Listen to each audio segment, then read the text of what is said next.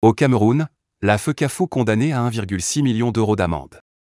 La Fédération camerounaise de football va devoir dédommager Antonio Conceição, l'ancien sélectionneur portugais des Lions indomptables, après décision du tribunal fédéral suisse.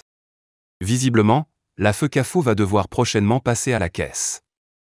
La décision rendue le 3 novembre par le tribunal fédéral suisse ne laisse guère de doute sur l'issue du dossier.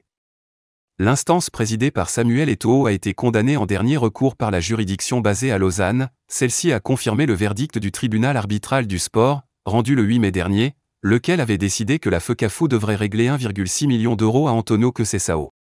Licenciement abusif. L'ancien sélectionneur de l'équipe du Cameroun avait été limogé en février 2022 avec une partie de son staff technique, juste après la Coupe d'Afrique des Nations, CAN, organisée au Cameroun. Le président de la FECAFO, Samuel Eto'o, qui ne portait pas le coach lusitanien dans son cœur puisqu'il ne l'avait pas choisi, avait décidé de s'en séparer alors que les Lions indomptables venaient de décrocher la 3e place du tournoi. Antonio Conceição, qui avait été nommé sous la présidence de Seydou Bomba Njoya, le prédécesseur d'Eto'o à la tête de la fédération camerounaise, bénéficiait pourtant du soutien de Narcisse Mouel Kombi, le ministre des Sports, lequel avait joué un rôle essentiel dans l'arrivée du Portugais à la tête des quintuples champions d'Afrique. Mais rien n'y a fait. Samuel Eto'o a préféré suivre son propre plan et le remplacer par le Camerounais Rigobertson. Ses valises à peine défaites lors de son retour au Portugal, Antonio Conceição s'était alors empressé d'attaquer la FECAFO pour licenciement abusif. La commission du statut du joueur de la FIFA avait condamné l'instance à payer 1,6 million d'euros à l'ancien entraîneur de Penafiel, Portugal, et du CFR Cluj. La FECAFO avait alors saisi le tribunal arbitral du sport, TAS, afin de contester la décision de l'instance faîtière du football mondial, lequel avait pourtant confirmé la sentence.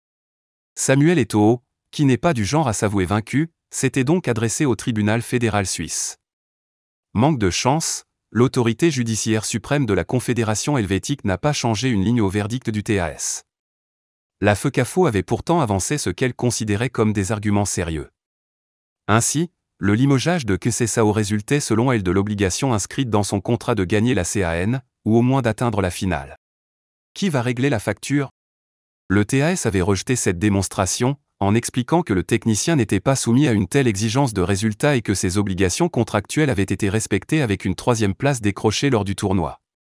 La FECAFO avait également argumenté sur le volet financier du contrat de Conceição, estimant que l'aspect économique devait être assumé par le ministère des Sports. Une requête balayée par le TAS et le tribunal fédéral suisse, lesquels ont estimé que l'État camerounais n'avait pas à supporter cette charge. Le recours de la FECAFO devant le tribunal fédéral suisse va même lui coûter un peu plus cher que prévu. En effet, en plus de la somme réclamée par Antonio Conceição, le comptable de l'instance devra signer 2 autres chèques, le premier d'un montant de 17 100 € au titre des frais judiciaires, et le second de 19 167 € à titre de dépens. La FECAFO en aura-t-elle les moyens, alors que certaines sources contactées par Jeune Afrique décrivent sa situation financière comme peu florissante? Si elle ne peut pas payer, il y a des gens qui craignent que ce soit l'État, donc le contribuable, qui finisse par le faire, résume l'une d'elles. Une possibilité balayée d'un revers de main par une source au sein du ministère des Sports, le contrat a été signé par le ministre des Sports et l'ancien président de la FECAFO, et il a été rompu par le nouveau président de la FECAFO. C'est donc à lui d'assumer.